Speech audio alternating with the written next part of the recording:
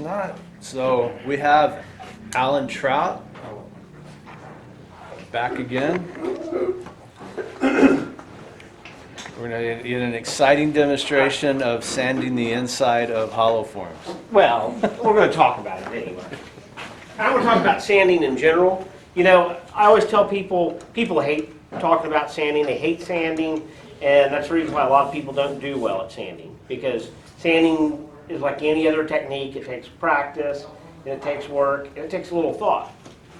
You got to think about something. When you're making a piece, you are essentially putting lots of annular grooves all over your entire piece when you're turning it. Okay, so you got rings on that. You gotta get them rings flat. If you want a good finish, and it doesn't matter if it's a gloss finish like a CA finish, or if it's a Watco finish or any other oil finish, you still have to have a good surface because in light you're going to see all those defects. So talk about it. You know, I always start at a fairly coarse grit, you know, usually. And I use a lot of different things. I want to start talking about on the outside. I do a lot of hand sanding. And a lot of people think I'm crazy, but that's going to get you the ultimate control. It had nothing to do with you sanding. Yeah, that's great. But when you're standing on something, there again, we've got annular grooves. We want to be able to go across and get those grooves right. So this is a piece of 220. This is a sanding block that I've used, and when I do my CA finish demo, it's always key to it. It's got two different sides. It's got kind of a soft side, and one side's like a eraser almost. And they're kind of hard to find. Vince carries them, so if anybody's ever wondering. But you know, this is the way I sand. All my projects, inside and outside, I sand by hand. There's very rarely that I ever take a power sander out to do anything. And you know, it's a little bit of work. Sometimes your shoulder hurts, but you can also make a lot of corrections and things as you do it. But what that's going to do is that's going to get you a good flat surface for your finish. No matter your finish you're putting on, I still think going to 400 to 600 grit is probably about the ideal grit on raw wood. 400 at the minimum, 600 at the finest you want to go. Just to prep the wood. But there again, like I said, you just want to keep that pattern. You can see down here, it was a little rough. So you can blend that in, and before you do that, that's where you get out the 80 grit gouge. And you can work through it.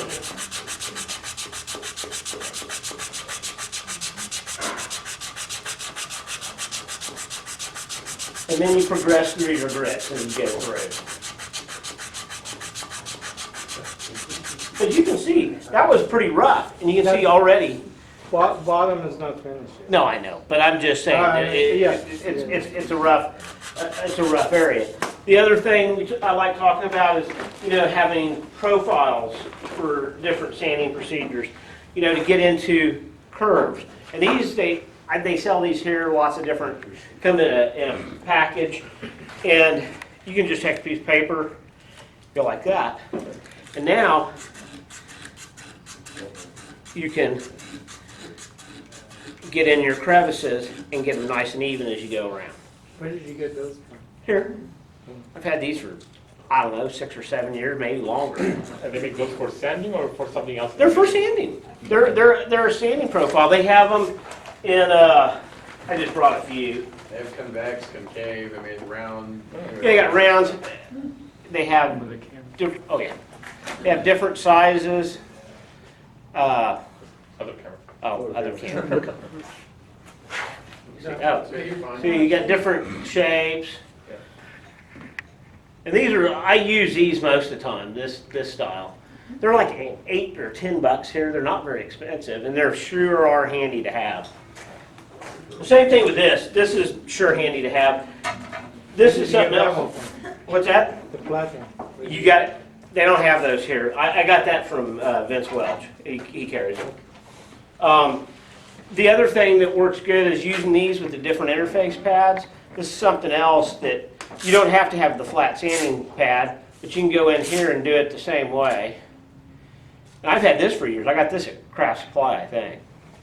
And you see, you can do it the same way. This is really, as I've gotten more and more arthritis in my hands, this is actually a really friendly. Arthritis from Sandy. What's that? Arthritis from Sandy. Well, no, it's from inherited, I can tell you that, unfortunately. Now, everybody always, my pieces are usually just as well finished inside as outside. And everybody asks me how I get it done. And I always tell them it's work. And it really is, it's work.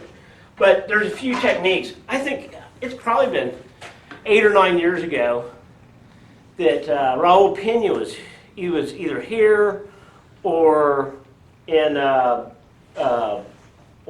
Frederick or in Kerrville, and he had this little deal he called a sanding finger, and it was just a piece of wood. It was about this long. It had a couple different angles. I said, I think I can mutate that to work for what I want to do.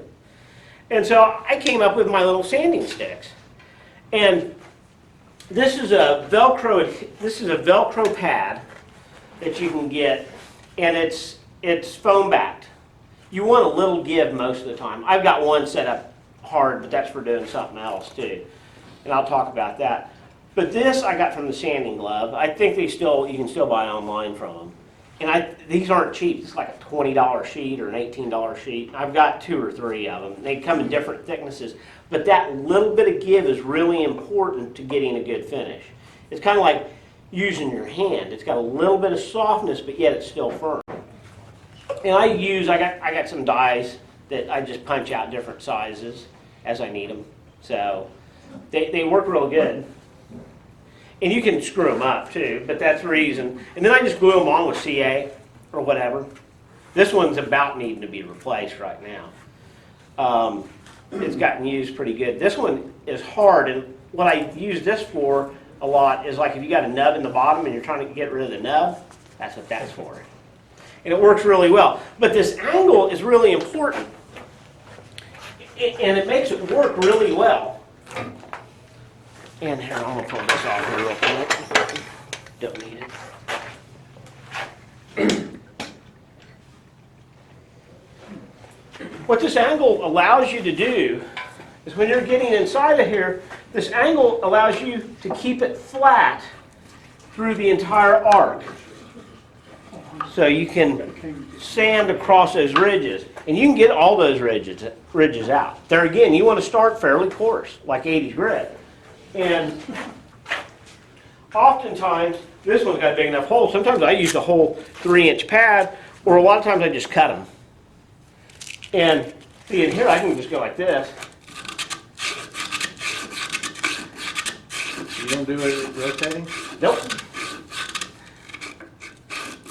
Because I'm trying to get those angular, I'm trying to get it flat. A lot of times in hollow forms you'll see the ridges and the bumps. Well, I don't want those bumps. I want it to be as flat on the inside as on the outside.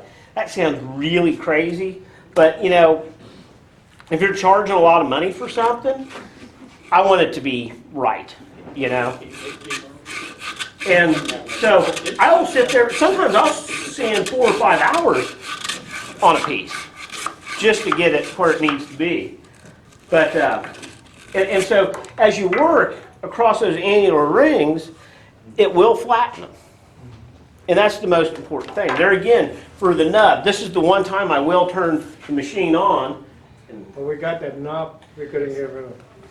And you got the nub, you can go in here and you can just work across that while it's spinning, and you'll get it down, especially with 80 grit, and it'll go pretty quick. But what happens if you start overheating it, you'll kill the Velcro. So you're going to be replacing the Velcro on it.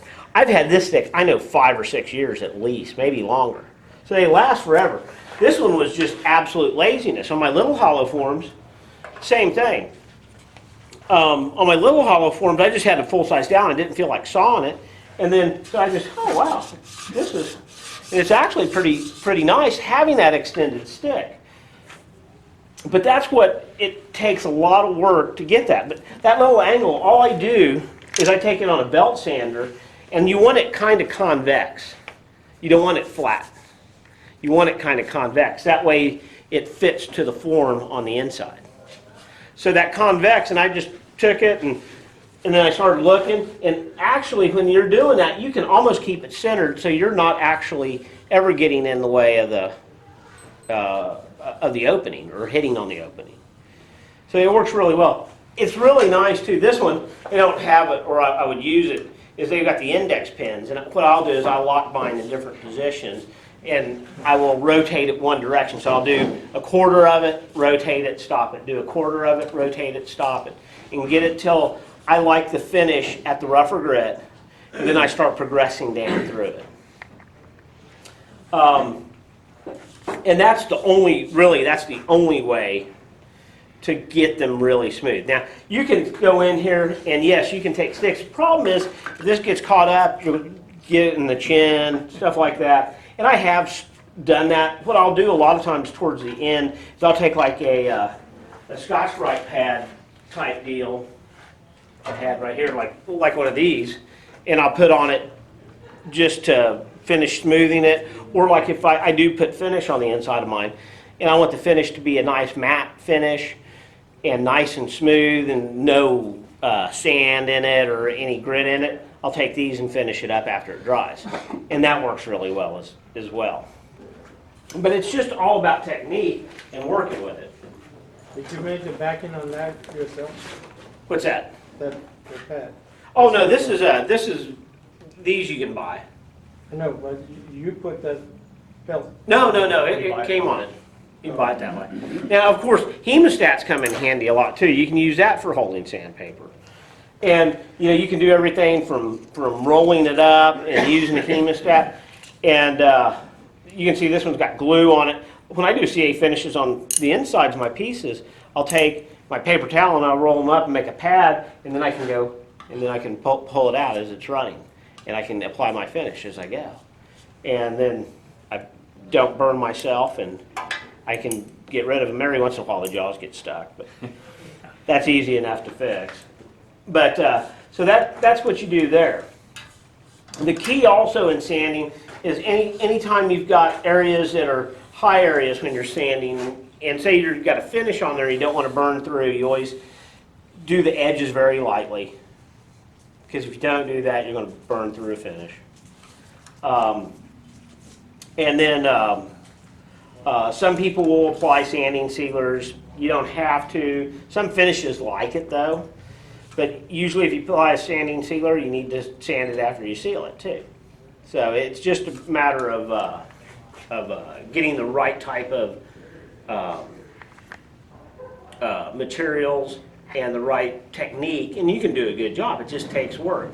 Problem what you get into with power sanding, even as you go through the grits, you'll have a lot of swirl marks. And doing it this way, you're going to cut down on your swirl marks. And my wife's really nearsighted, and I always call her my quality control step. And I'll take something to her, and she'll go, well, you didn't see that? I said, no, I did not see that. So then I'll go back and correct it from that point.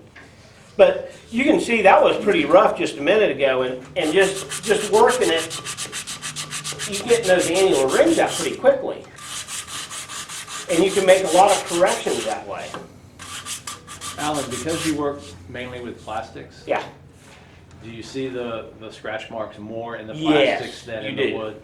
So You I do. mean, okay, so that's That's part, it depends on the finish too. Yeah, You know, the higher gloss the finish, the more you know the scratches. Right. You know, but even in wood, I still remember I was sitting. This guy, he's a PA up in Michigan, and really neat guy, and he's a great carver, and he had a piece that was picked for critique at the National Symposium in St. Paul. And it was a really nice bowl that he carved. It had deep relief engraved leaves and stuff. And Ellsworth was doing the critique, and they were bragging on him pretty good until he started talking about the finish. And when you saw the finish, you'd see why, because in the areas that weren't carved, man, the sanding scratches were bad. So, this guy, he spent probably 200 hours carving this bowl and spent about 30 minutes sanding it. That ultimately, by the way, I see him usually every year at symposiums, and his sanding has gotten much better. Much better after that one.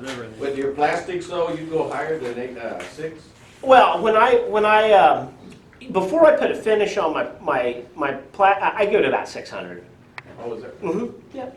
You don't have to. Maybe you went up a little higher. No, because when I do a CA finish on the plastics, long as there's nothing goofy gouged or anything, when you start applying the CA fills it, and you don't see it.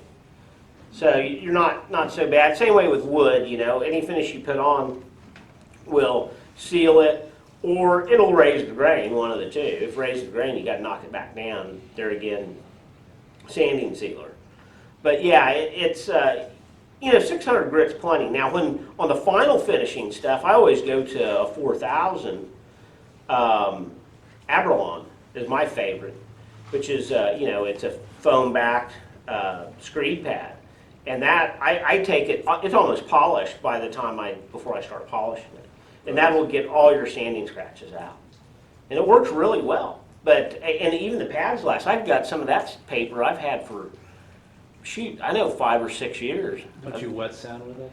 I used to wet sand, and I've gotten away from wet sanding because it's a pain. And the problem, it's a pain if you sand through, it raises grain and all that kind of stuff, and I'm getting just as good results the other way. Okay. So what got me thinking about the Abralon, when they polish bowling balls, it's a really cool deal, and it's an Abralon pad, and the ball rotates inside when they're sanding them, and they use Abralon. That's what got me thinking about that.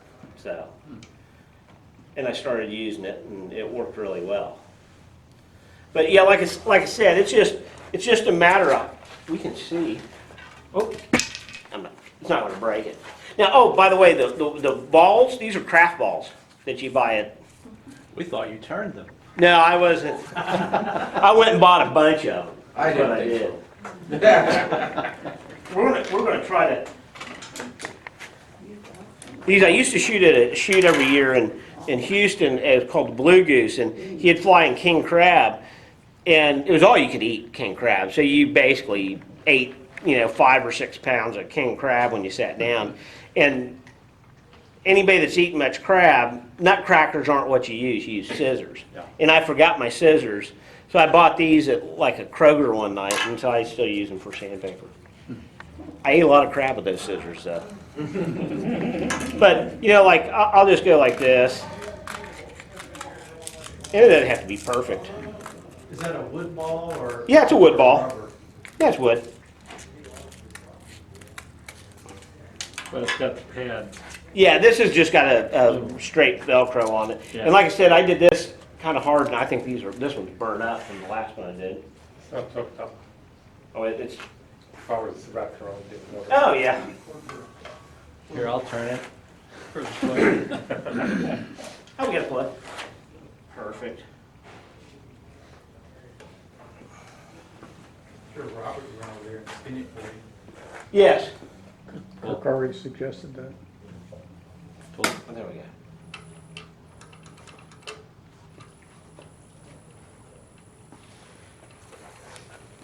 Sometimes.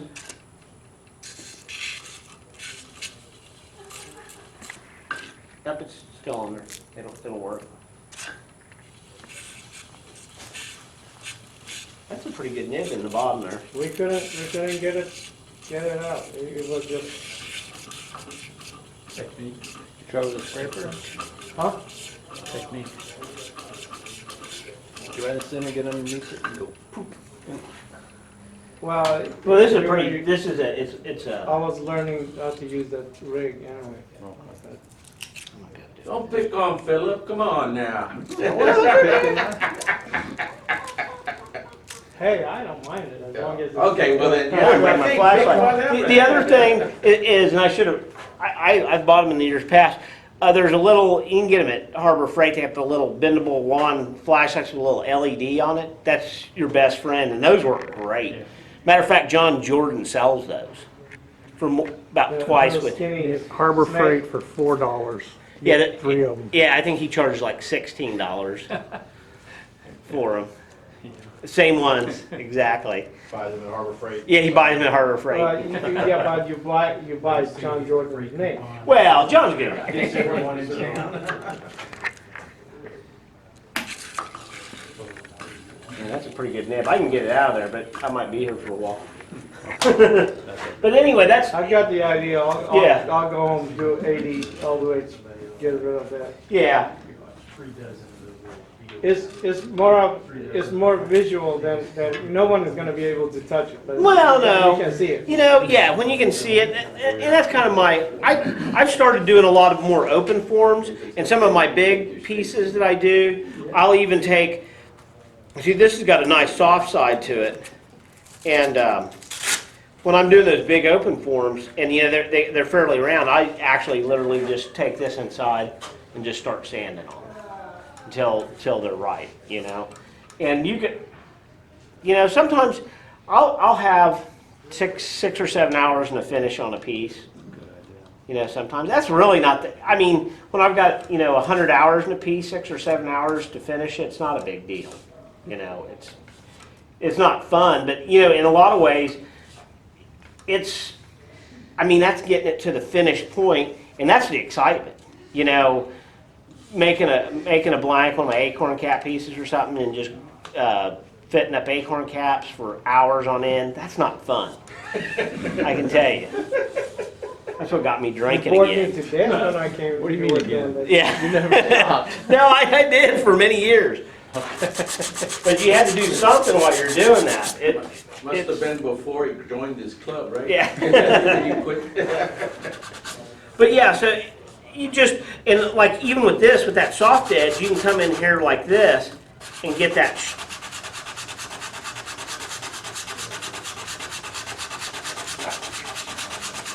like you were saying, sanding is a technique by itself. You don't want to do it, then. What's you're not that? Really sanding. Yeah.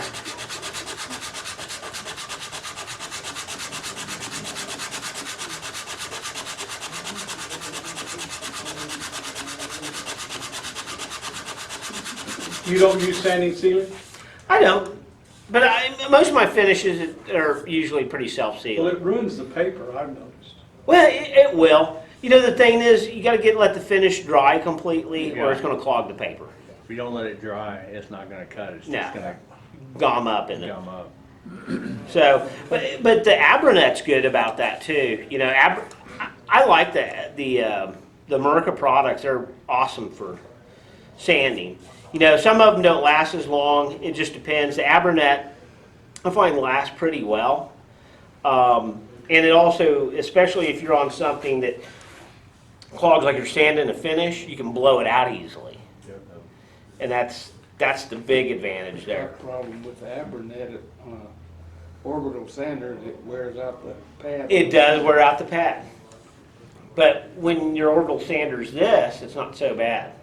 You know, just on something like this, it usually doesn't wear it out. But yeah, it does. It's kind of like burning these off.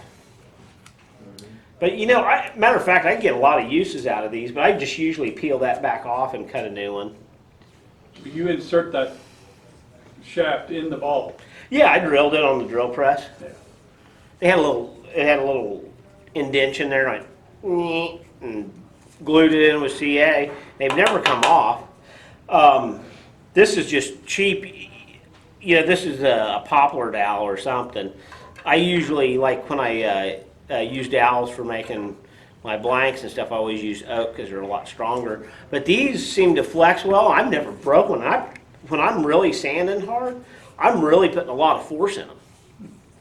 You know, I want to get it done. I don't want to sit there all day doing it, but sometimes you do, you know. It's just, 6 hours. yeah, 6 hours.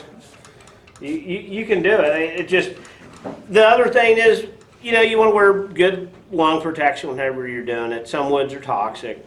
Some finishes are toxic. You know, I usually, if I don't have my powered respirator on, I have a 3M HEPA mask that I wear, and that works well. And what, Bob, you've got those two blues or whatever, or what are those funky little masks you wear? The dust mask you always. Was using Has it. it- You know what the problem is with it? Yeah, Yeah, I found those to be really effective, yeah. but I went to an air shield positive Did pressure. you? And I like that obviously better. Yeah, But the one that Bob said, I bought it, but like during the summer, uh-huh. in the heat, it changed the property of the plastic. Yeah. It got brittle, so I had to get rid of it, but it works pretty good. Yeah, yeah, and all that stuff wears out. I mean, if you're using your filters for, 6 years, they're way past their usable life. I guarantee you that. You don't want to kill yourself with lung issues. I've known people that have. Frank found out that he was getting a cosmetic pad. Yeah, Comes in a bundle for Right. taking off makeup. yeah. Fit the Toto Bolo perfectly. Oh, okay. Yeah, and got a real nice filter. Put the little cotton pad in there and you have another filter. Well, that's good. Yeah, just keeping that stuff out of your lungs is the main thing. Hold your breath. No, it doesn't. It doesn't. And I've been dying from oak all this week, so probably not as prepared as I normally would want to be. But here, pass those around and look at them. You can see they're pretty crude. This one I replaced the pads on here recently. That's the reason why it looks so much better. They look like real good bunkers. Yeah. Where did you get the foamy sheets? This year? Oh, that I got that from Sanding Glove. Are they still in business? I think he's still in business. He doesn't travel anymore, He though. he is in business. I bought from him stuff recently. Okay. Yeah. Oh, my. He's the only one I found that stuff at. I'm sure somebody else, he doesn't make it or anything, but he's getting it from somebody. Yeah. But that stuff is awesome.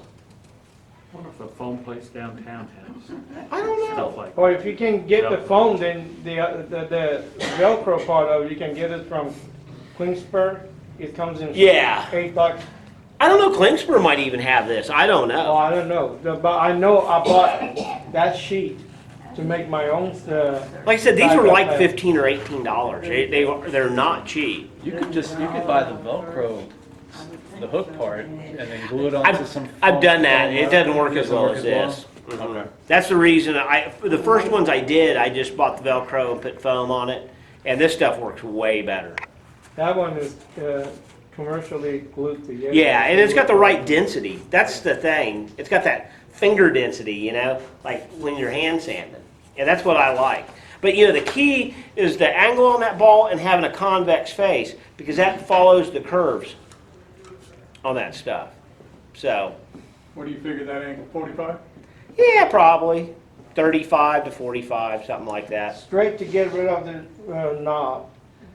That one. Yeah, is what yeah. carries the- Or just sanding across, sweeping across the So bottom. do you have a bigger ball for a bigger, That one there's the biggest one I use usually. And then the little one, that'll get into like a 3/4, smaller than 3/4 inch opening. So that's all I worry about. And then I've got all these little 1-inch pads here.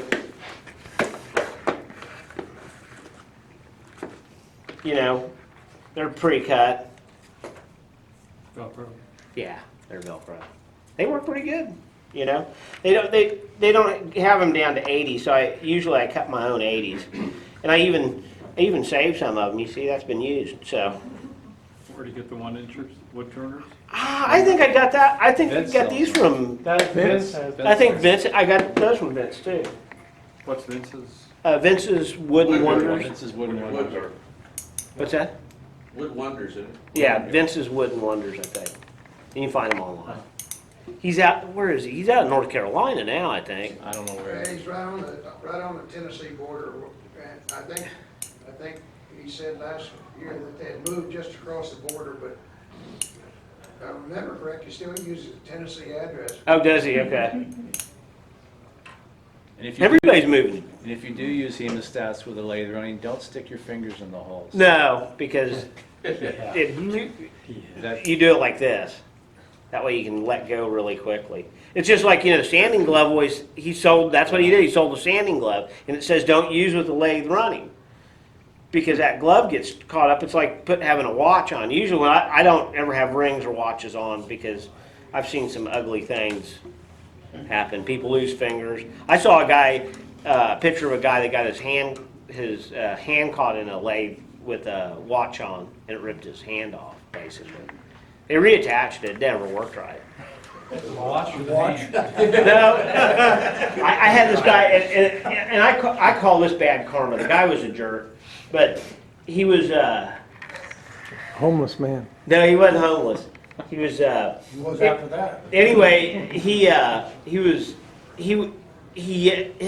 standard MO, if you worked with him, he yelled at people constantly.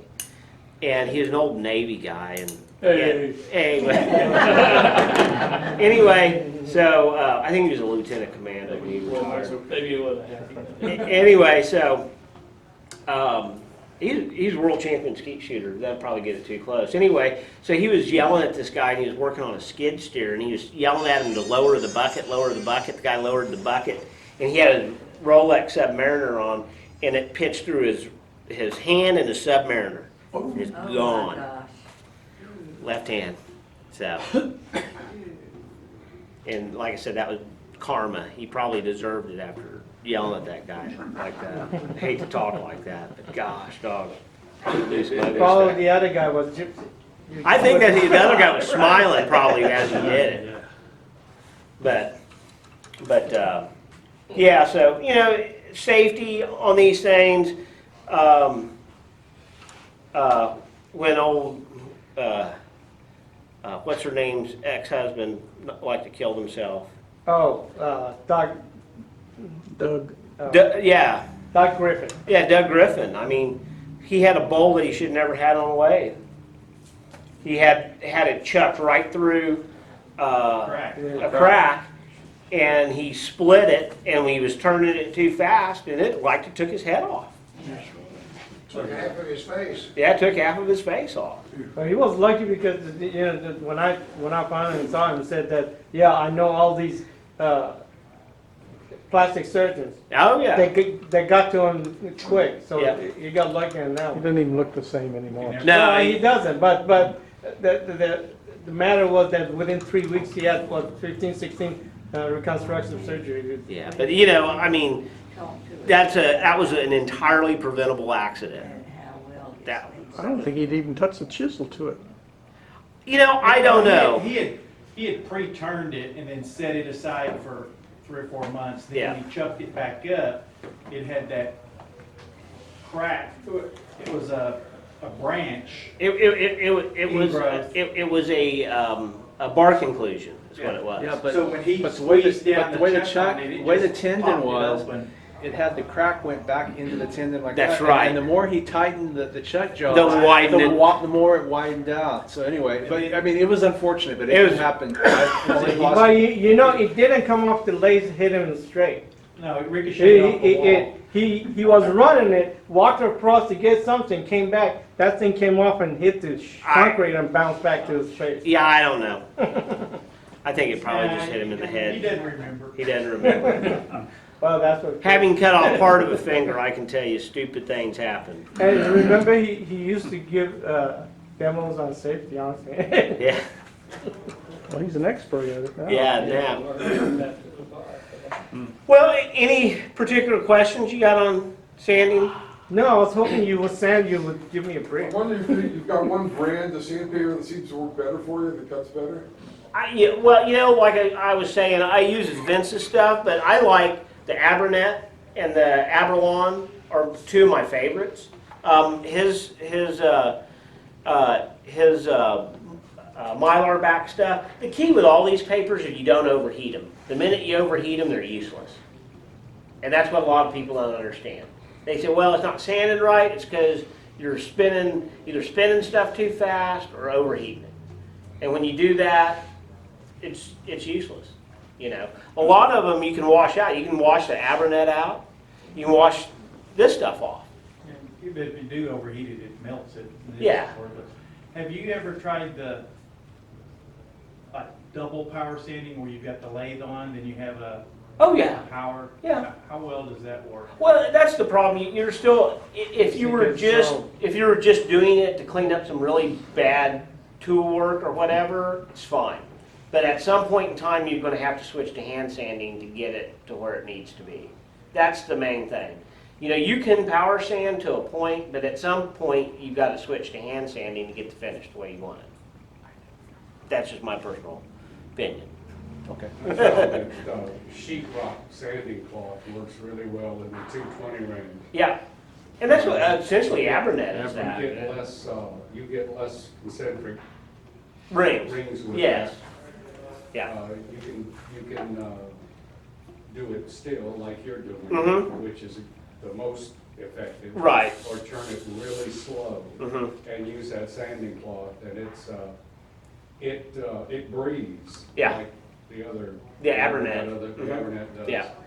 And Alan, you've got can two you take that sides. thing off the chuck? I want to see if people can help me. I can't decide if I should leave that foot or should I just do without. I haven't been able to. Take it off. It's right here. Oh, you got a key? It's over, Oh, right here. Never mind. You want to take it out of the chuck? Have you had it out? Have you had it out? Have you marked it? No, it's just, but I marked it. Don't worry. Okay, about it. that's what I'm marked it. asking. You sanded the mark on. Yeah. Yeah, I sanded the mark. Oops. So how many of you think that it's better to leave that base? Of course, it would be work or just without and then not bring it all the way down. I'll bring it down. Bring it down, get rid of this? Get rid of it. How many say get rid of this? First one was good. Keep it, but make it smaller.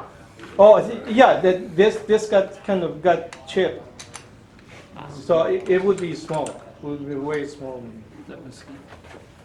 I don't know what the heck that is. That darn thing, Looks like cedar elm almost. no, that's Bradford chip, but it got really, really deep red on this. Yeah.